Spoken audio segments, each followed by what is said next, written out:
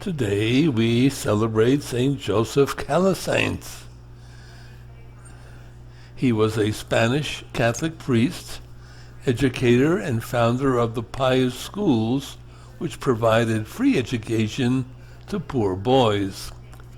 For this purpose, he founded a community and a religious order that ran them, known as the Piarists.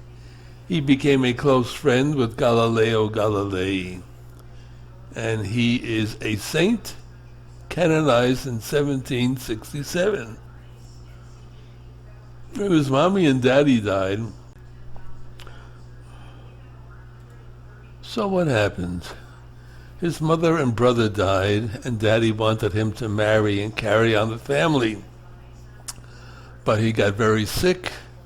He was on the brink of death, which caused his father to relent. When he recovered, Bishop Urgell ordained him a priest in 1583. He held various offices, was appointed theologian, synodal examiner, and procurator by the bishop. When he was transferred to a new diocese, these things followed him.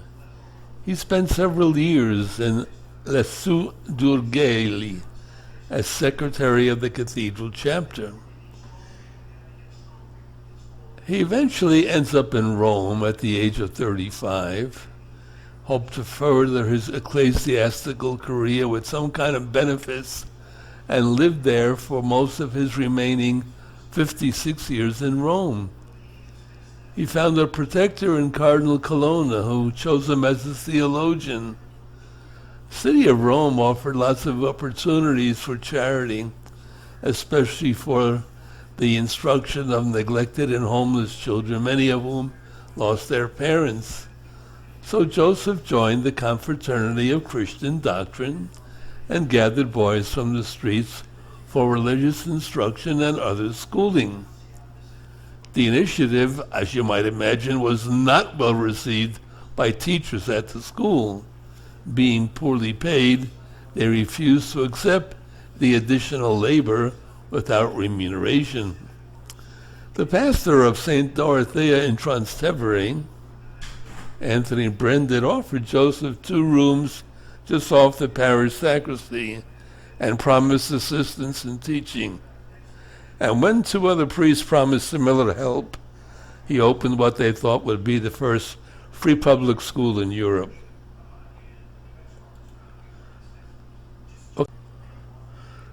He died in 1648 at the ripe old age of 90, and was canonized by Pope Clement XIII in 1767.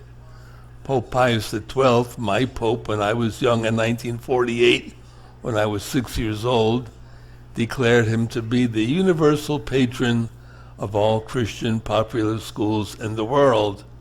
His heart and tongue are conserved incorrupt in a devotional chapel in the Piarist Mother House in Rome.